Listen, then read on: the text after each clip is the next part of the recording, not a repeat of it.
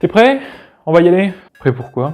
Bah on avait dit qu'on faisait une rando aujourd'hui. Non, t'as eu cette idée de merde tout seul, après avoir joué au jeu la dernière fois. Bah oui, mais ça te donne pas envie d'aller marcher sur la route? Non, et toi non plus. Tu crois bien être qui ici?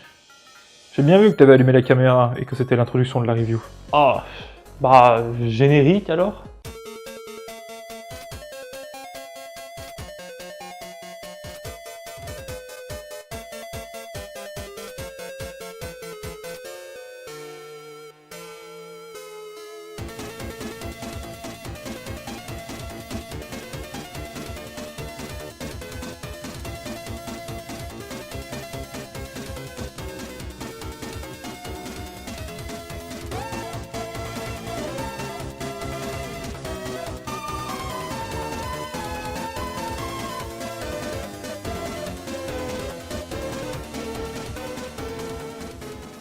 Road 96 est un jeu indépendant développé par Digix Art et sorti le 16 août 2021 sur ordinateur et sur Switch. C'est marrant de prononcer Road en anglais et 96 en français.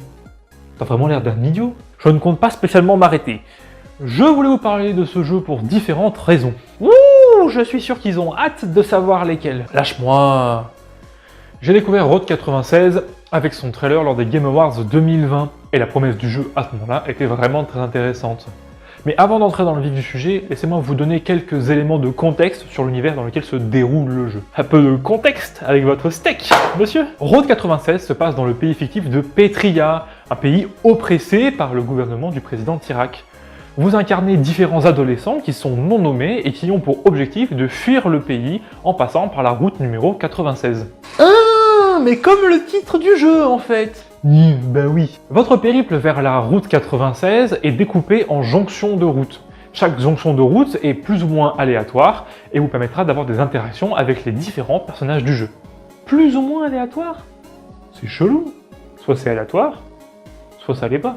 On y reviendra après, j'ai de quoi râler un petit peu là-dessus. D'abord, on va se concentrer sur les personnages, parce que c'est au travers des interactions avec eux que nous allons comprendre la narration des événements. Alors, comme c'est un jeu narratif, les copains, pour cette review, la partie spoil sera assez grosse. Comme ma mais tu m'as censuré au montage.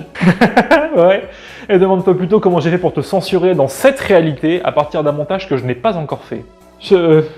Voilà, maintenant qu'il est calmé, on va pouvoir commencer à vous présenter les personnages que vous allez rencontrer lors de votre aventure vers la route numéro 96.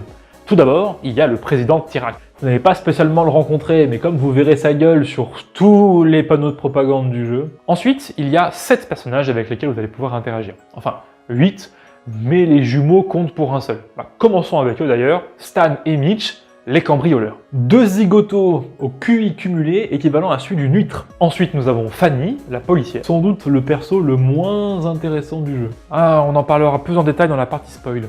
Ensuite, nous avons John, le routier. Ah yes, Papa Ours. Ah, je l'aime bien, lui. Puis il y a Sonia, la présentatrice TV. C'est censé être la meuf casse-couille du jeu, mais c'est aussi la plus drôle. Puis il y a l'homme qui m'a fait sursauter plusieurs fois, Jacob. Un vrai screamer ambulant, celui-là. Le nerd qui s'appelle Alex. Oh, le mec a quoi, 12 piges et il code mieux que moi, j'ai le démon. Et enfin, la personnage secondaire principale du jeu, qui s'appelle Zoé. Oui, parce que votre personnage, c'est juste un random qui marche. C'est ça, vous incarnez un adolescent sur une jonction de route et vous allez pouvoir interagir avec l'un des personnages précédemment présentés. Le jeu vous fait ensuite enchaîner 5 à 6 jonctions de route jusqu'à ce que vous atteigniez la route 96. Une fois cette route passée, le jeu vous proposera plusieurs solutions pour sortir du pays, et que vous réussissiez ou que vous mouriez, le jeu vous fait enchaîner avec un nouvel adolescent sur une nouvelle jonction de route, et ainsi de suite. Oh, donc une excellente rejouabilité quoi. Alors oui et non, mais pour parler de ça, je vais devoir ouvrir la section spoil.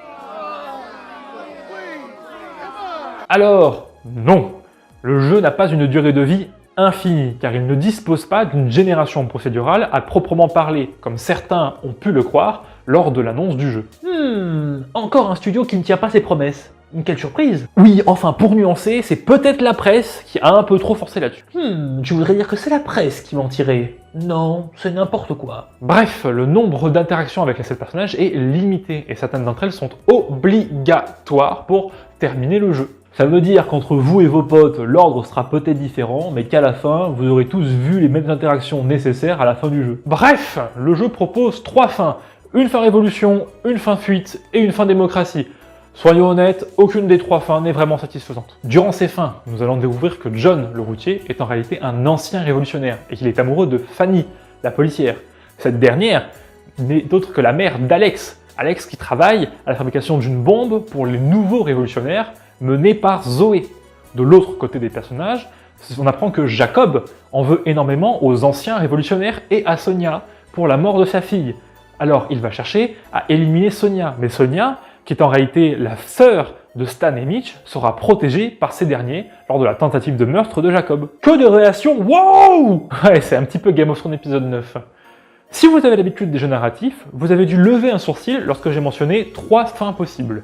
Car qui dit 3 fins possibles sous-entend rejouabilité. Vous vous souvenez quand on parlait de l'aspect plus ou moins aléatoire du jeu? Et oui, si vous relancez une partie de Road 96, vous allez vous rendre compte de la supercherie. Il n'existe pas assez de jonctions pour pouvoir faire 2 parties différentes, tout en sachant que certaines jonctions sont obligatoires et se rejoueront donc à chaque partie pour arriver à la fin du jeu. Et donc, la génération procédurale à la Minecraft ou à la No Man's Sky, c'est poubelle. Et voilà comment le jeu se vend sur une promesse non tenue.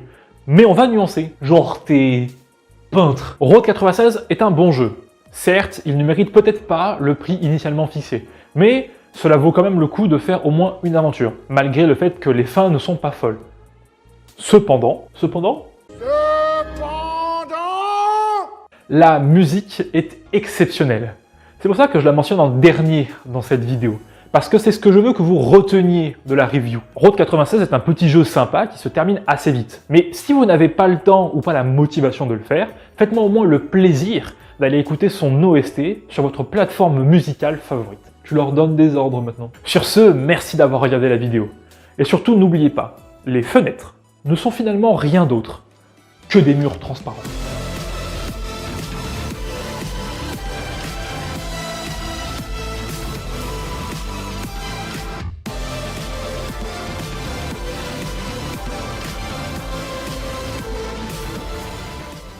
Ah la vache, je tombe. Ah ça y est, t'es réveillé? On va pouvoir reprendre. Oh le cauchemar!